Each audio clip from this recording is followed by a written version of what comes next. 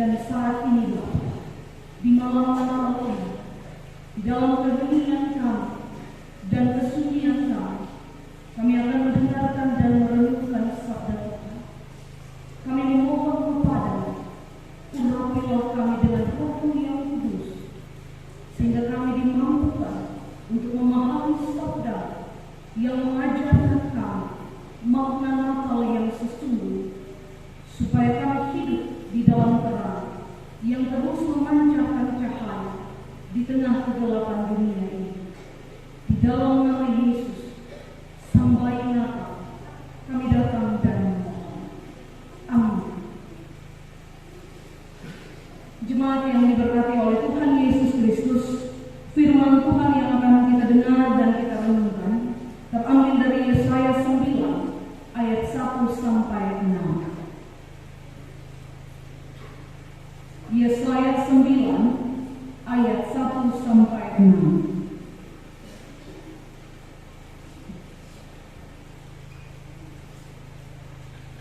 Saya akan bacakan untuk kita sekalian. Yesaya 9 ayat 1 sampai 6. Di bawah perikop kelahiran Raja Daud. Bangsa yang berjalan di dalam kegelapan telah melihat terang yang besar. Mereka yang diam di negeri kekelaman, atasnya terang telah bersinar. Engkau telah menimbulkan banyak sorak-sorak dan sukacita yang besar. Mereka telah bersukacita di hadapan-Mu, seperti sukacita di waktu panen, seperti orang bersorak-sorak di waktu membagi-bagi jahat. Sebab kuk yang menekannya dan gandar yang di atas bahunya, serta tongkat si penindas telah Kau patahkan seperti pada hari kekalahan Midian. Sebab setiap sepatu tentara yang berderak-derak dan setiap jubah yang berlumuran darah akan menjadi umpan api. Sebab seorang anak telah lahir untuk kita, seorang putra telah diberikan untuk kita. Lambang pemerintahan ada di atas bahunya, dan namanya disebutkan orang penasihat ajaib, Allah yang perkasa, Bapa yang kekal, Raja damai. Besar kekuasaannya, dan damai sejahtera tidak akan berkesudahan di atas tahta Daud dan di dalam kerajaan, karena Ia mendasarkan dan mengokohkannya dengan keadilan dan kebenaran dari sekarang sampai selama-lamanya. Kecemburuan Tuhan semesta alam akan melakukan hal ini. Demikianlah firman Tuhan bagi kita semua. Shalom. Kurang semangat. Shalom. Bapak Mama, saudara-saudara terkasih dalam Yesus Kristus, kalau kita bicara soal Natal, suasananya selalu berbeda. Ada keistimewaan Natal yang kita rasakan, tetapi kita tidak bisa jelaskan dengan kata-kata. Kalau kita sudah dengar musik Natal, kayak ada perasaan yang berbeda dalam hati dan kehidupan kita. Atau kalau kita lihat pohon-pohon Natal atau lampu-lampu Natal, ada perasaan yang berbeda. Natal selalu punya tempat tersendiri di hati setiap orang, berbeda dengan perayaan gerejawi yang lain. Bapak, saudara-saudara terkasih dalam Yesus Kristus, Natal seringkali juga punya nuansa yang berbeda dalam setiap kehidupan rumah tangga Kristen. Banyak orang mempersiapkan segala sesuatu dengan baik. Bahkan ada orang menyiapkan budget khusus untuk merayakan Natal. Coba saja Bapak Mama kalau kita jalan ke WK Bubak atau ke tempat-tempat belanja, ada butik-butik yang sampai habis dia punya stok pakaian. Karena apa? Karena semuanya sudah habis dibeli. Karena semuanya sudah habis dipakai. Orang begitu bersukacita mempersiapkan segala sesuatu. Kemarin waktu menjelang Natal, saya banyak dengar curhatan dari mama. Di pendeta, iya mama, harga telur naik sekali. Ini mentega juga naik sekali. Ini orang-orang mengenal dan jual mahal sekali. Itu juga salah satu nuansa Natal yang sering kali kita ketemu. Kalau tahun lalu saya pernah bilang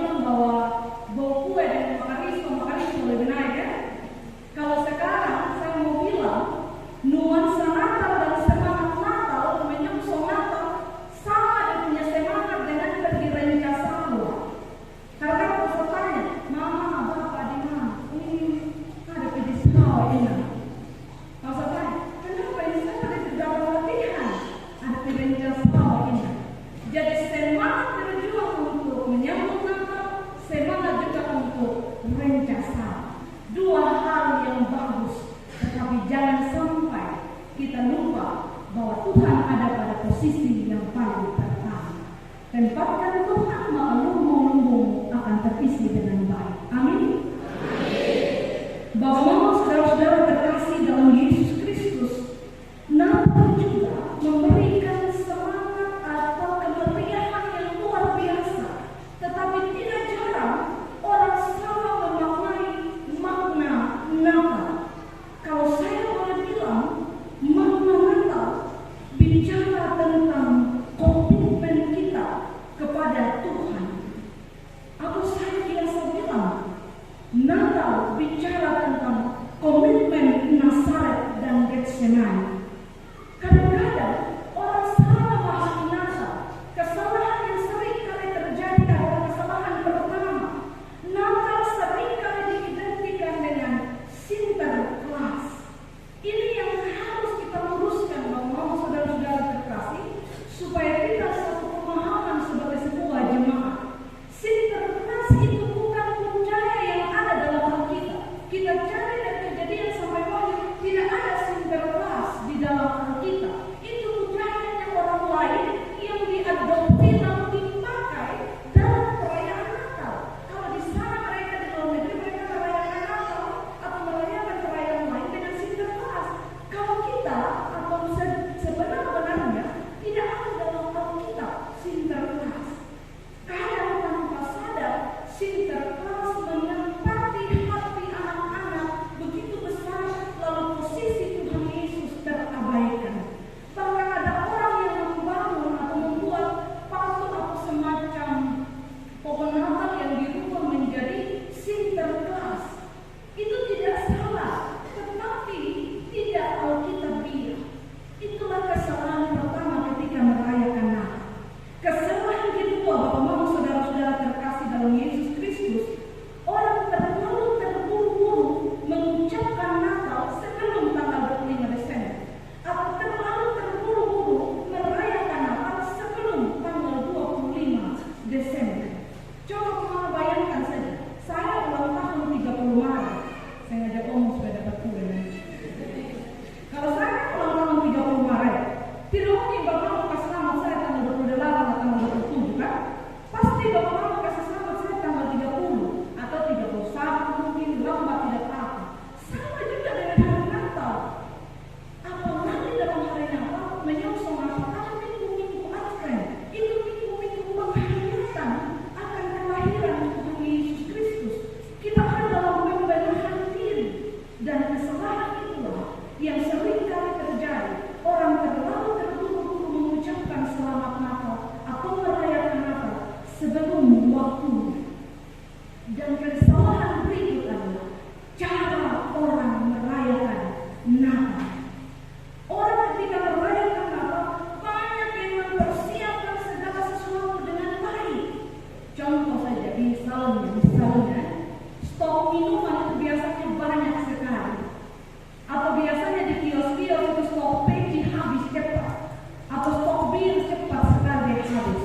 Karena semua orang berlomba-lomba untuk membeli. Atau saus itu bisa taruh sampai di luar. Pertama-tama masih dekat lagu Natal. Pertama setengah jam adalah 10-20 menit adalah lagu Natal. Masuk menit berikut menit yang berpuluh, sudah surga dunia. Jadi saya bingung, ini yang dirayakan siapa? Yang dirayakan secara besar-besaran ini siapa? Perayaan Natal seringkali disalah maknai. Bapak-bapak, saudara-saudara terkasih, ketika tadi mau ibadah, listrik mati lama sekali. Saya bilang begini, Tuhan, apakah Engkau sedang mau mengajarkan kami manusia untuk kembali pada posisi makna Natal yang sebenarnya, di mana tidak ada pesta pora, di mana tidak ada bunyi-bunyian yang merusak kuping kami, di mana semua orang sibuk mempersiapkan saung yang bagus, perayaan Natal yang heboh, potong apa, lalu lupa menghadirkan Tuhan. Bagi saya, refleksi malam ini ketika lampu mati atau listrik mati, mungkin saja Tuhan sedang mengajarkan kita untuk kita kembalikan makna Natal yang sesungguhnya. Bapak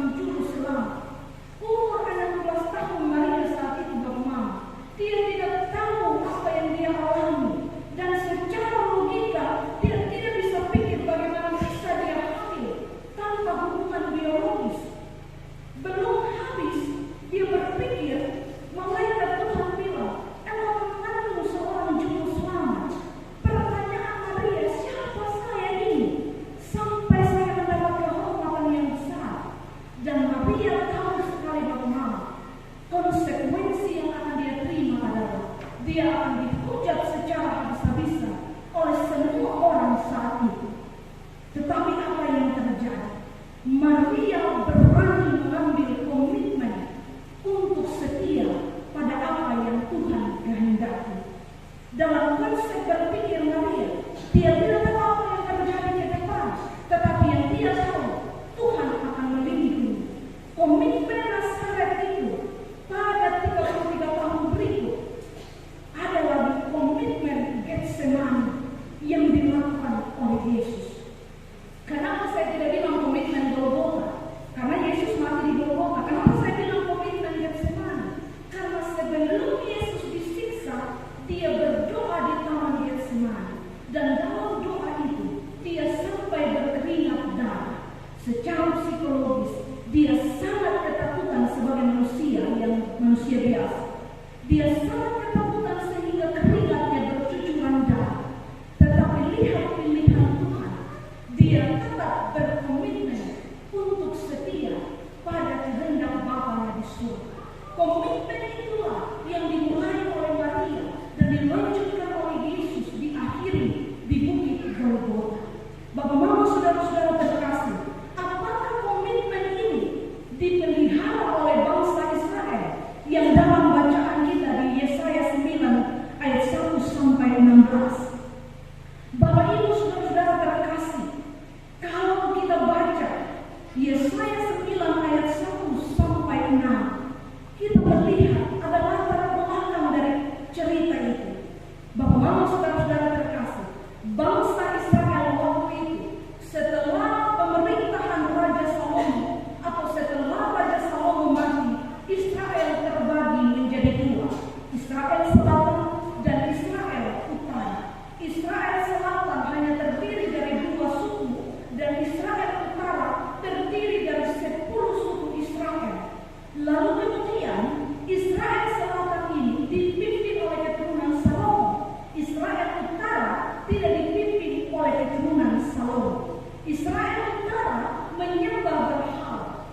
Israel Selatan pada zaman Raja Daud, Raja Salomo masihlah mereka menyembah Allah. Tetapi dalam konteks bacaan kita, ini ada dalam pemerintahan Raja Ahaz. Dan Raja Ahaz tidak pernah mendengar apa kata Tuhan. Waktu dia mau diserang oleh bangsa lain, saya bilang sama Ahaz, kau harus tunduk pada ketetapan Tuhan. Kau harus ikut apa yang Tuhan mau. Tapi Raja Ahaz pakai kekuatan dan pikirannya sendiri. Dia minta pertolongan pada Raja Asyur. Betul, Raja Asyur tolong sama dia. Mereka menang. Tapi setelah Raja Asyur tolong, apa yang terjadi pada mama saudara-saudara terkasih? Raja Asyur kembali menyerang Raja Ahaz. Raja Asyur ingin menguasai seluruh yang dimiliki oleh Raja Ahaz. Bapak, Mama, saudara-saudara terkasih, kesalahan Raja Ahaz adalah dia tidak mendengar apa kata Tuhan. Dia tidak berkomitmen pada ketetapan Tuhan. Dan dia lupa bahwa dalam berpolitikan yang tadinya jadi sahabat yang sangat dekat bisa menjadi lawan yang mencekik secara sadis. Yang tadinya jadi lawan bisa menjadi sahabat yang pura-pura baik untuk kepentingan. Raja Ahaz lupa bahwa dunia politik adalah dunia yang kejam. Raja Ahaz lupa bahwa ketetapan Tuhanlah yang harus ia jalani. Bapak, Mama, saudara-saudara terkasih, dalam situasi ini Israel ada dalam tekanan yang sadis. Israel ada dalam kegelapan. Secara politik mereka hancur, secara ekonomi mereka hancur, secara keharmonisan mereka saling berperang. Dan di sanalah Yesaya menyampaikan berita kebaikan kepada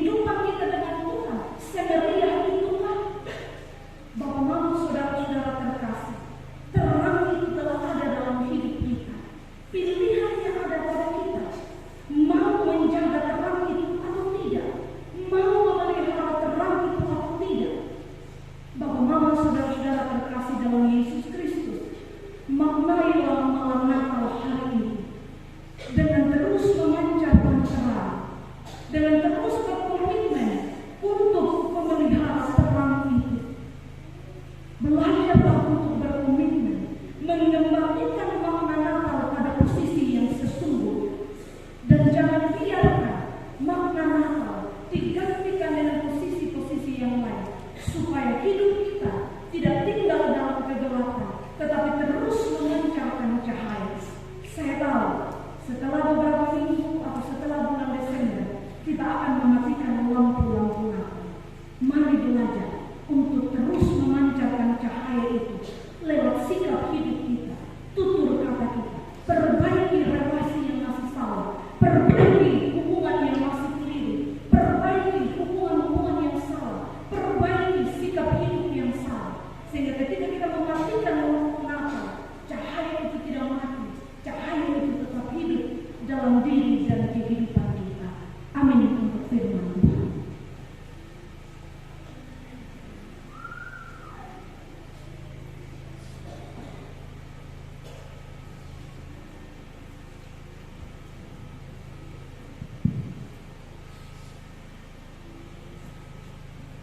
Ketika bumi yang kita pujaki masih bersih,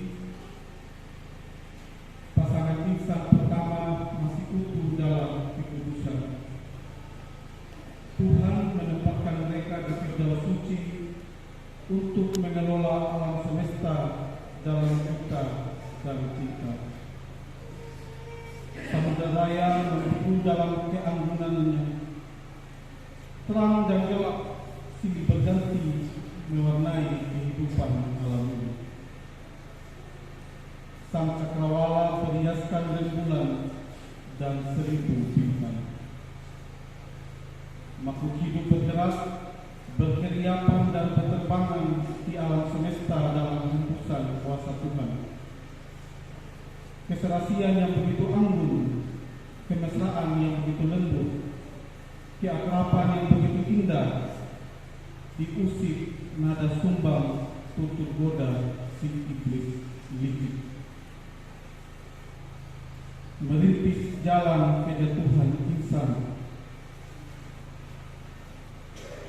meniup hembusan angin dosa, menyebar virus maut dalam tutur selembut sutra, dalam rayu semanis madu. Kisah sejarah dosa pun dimulai, berawal dengan keinginan makhluk menjadi sama dengan Sang Halik. Maka maut dan kefanaan memegang kendali kuasa, menggantikan hidup dan kekekalan. Firdaus pun lenyap, berganti ratap pelarang tak pernah senyap. Lihatlah bangsa yang berjalan dalam kegelapan. Dunia berada dalam kegelapan, bukan karena tak ada cahaya sang surya, bukan karena redupnya sinar rembulan, bukan karena padamnya api dalam tungku, tetapi karena setiap orang tidak memancarkan kasih. Alam menjadi saksi, bencana alam silih berganti, hama belalang merampas bahagia kami, seakan bertanya, di manakah kasih itu? Dunia gelap, mata hati manusia gelap, seluruh jagat raya gelap. Tuhan, dalam keheningan ini, Kristus lahir bagi kami. Dalam ketidakberdayaan kami, Kristus membawa terang bagi kegelapan yang menyiksa. Tolonglah kami agar cahaya kasih Kristus tetap menyala sampai Maranatha.